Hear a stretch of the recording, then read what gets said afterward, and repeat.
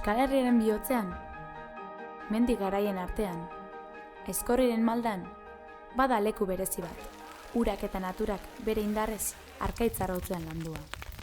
Harri tarte hau, elur eta larre lekua da, ardi eta hartzaien esparrua, mari mitikoaren domeinu malkartxu.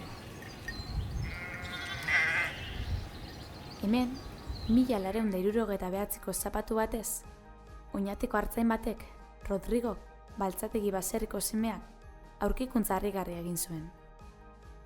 Elorri baten arantzen artean, Andre Mariaren irudi txiki bat, semea altzoan hartuta.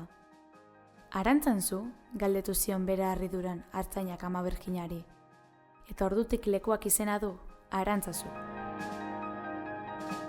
Oinatiko herriak, laizter eraiki zion ermita gotiko txiki bat Arantzazuko amaren iruditxoari, eta zerora taldetxo bat ere elkartu zen hemen, hau zaintzeko, Juana eta Arriaranen gidaritzapean.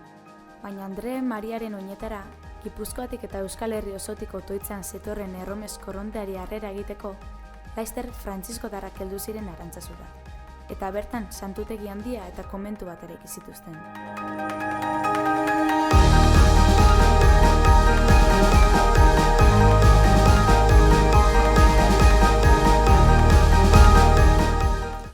Eta berdin esango genuke, elizatxoak, gero eta handiagoak, erre izan ziren, garai hartan, dena egurrarekin egin behar zalako, eta zu hartzea ere erresagoa zalakoa, eta berogailuak ere suzkoak zirelako, eta hori dena urteen arian ikusten da, ezta.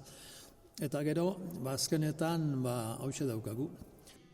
Historiak bere gora berak ere ezarri dizkigu, Arantzazu erre egin zen behintzat 3 aldiz, 2 aldiz istripuz, 16. eta 17. mendeetan, eta azkenengoz liberalek zu eman zioten komentuari gerra karlistaren garaian. Tamalez, garai hauetan sortutako ondare gehiena, eraikinak eta bar, zutan erraustu eta zuntzitu da.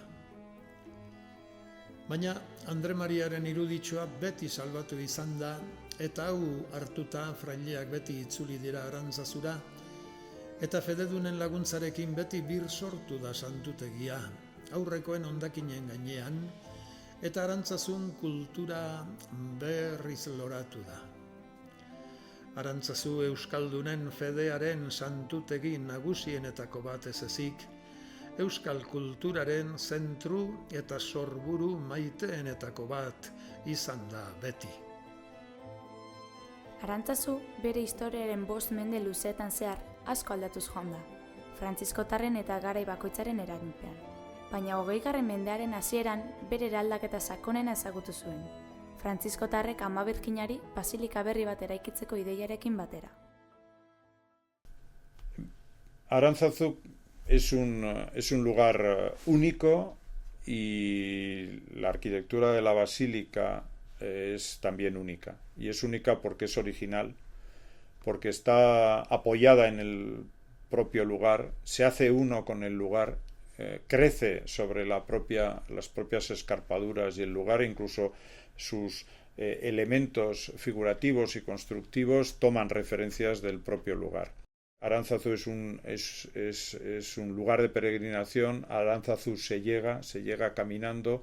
Ese camino le acerca a uno a la fachada, descubre la fachada con ese juego en el vacío entre el apostolado y la piedad, pero al mismo tiempo la escalinata le empuja a uno hacia el interior a tratar de encontrar ese espacio interior, que es un espacio oscuro, cerrado, que se descubre después de atravesar las puertas de Chillida y un nártex bastante oscuro y de pequeña escala, para entrar en un interior que parece enorme y sin embargo es tremendamente acogedor.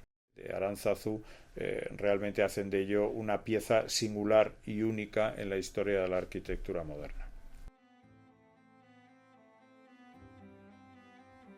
Arantzazuko 3 dorreetan 4.000 arantza inguru daude.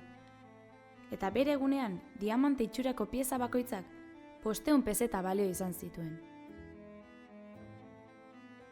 Basilika hau, 20. mendeko euskal historiaren, arte eta erlijioaren ikur eta eredu bihurtu da. Arantzazu berria eraikitzea esfortzu ikaragarria izan zen. Eta garai bakoitzean bezala, 20. mendeko euskal artista esanguratsuenak hemen lan egitera bildu ziren. Bakoitzak bere estiloan, bere garaiko euskaldunen bizipenak arte bihurtzera.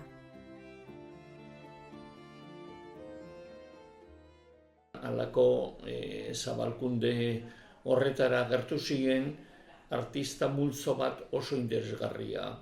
Basilikaren aurrekaldean, Eduardo Txilida sortu zituen ate nagusi batzuek, normalean katedraletan 3 ate izaten dire, kasu honetan 4 proposatu zituzten arkitektoak. Ate horien gainean Jorge Oteiza apostolo bat berritzea proposatu zituen. Barnean baita ere Lucio Muñozekin egin zuten erreutaloen nagusi bat, izan daiteke 20. mendeko Espaini mailan, estatu mailan, eta bai Europa mailan pieza ederrenetako bat. Goiko partean mendiak eta zerua, erdian dago lurra, eta beko partean agertzen da Arantzazuko irudia espino baten gainean.